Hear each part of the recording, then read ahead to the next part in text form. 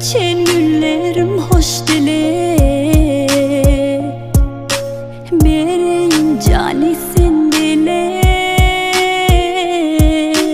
Hiç kimin çekme radar Sen için kalbimdir bir karar Senden daşlık hem intizar Sensiz kışmış bildim bahar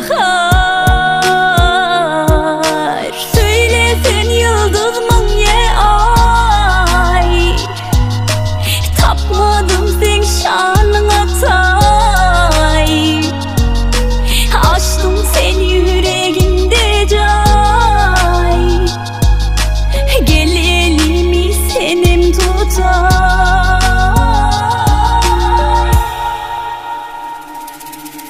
Yürek parı doğru dar, yolda dolu çukur var Ekin bolmadı gülzar, tiken bolmadı dildar Çıktın sen gelin bolup, çöktüm men dilim boğup Geçtin sen yüzün soğup, sollum men telim ölüp Hemme dünya biderek, can dereyin di gerek Gövni dövme her gezek, dövüm men tesek Aşık bize çekti kara, bilip hukuk kalbi yara Fikir harap, köyne şarap, dizi çöküp baktı kara Sen gidenin son bir karada, öz haberim yok halimden Güne güne dargap dargamada, gülmede gitti yadımdan Gecele yatsam mıdam gözümle, gitsen taşlaşa yanımdan Bir defa dursun, mün defa kemdir geçtim tamamen zanımdan Gözlerimi bağlap, diğer dağlap, zeyreni bağlap darganım Yadın yadlap, cayın varlap, yüreğim dağlap arganım Alma yolum alma, nesip derdi alma Yıkıldım ey Allah, ıskını ver kalma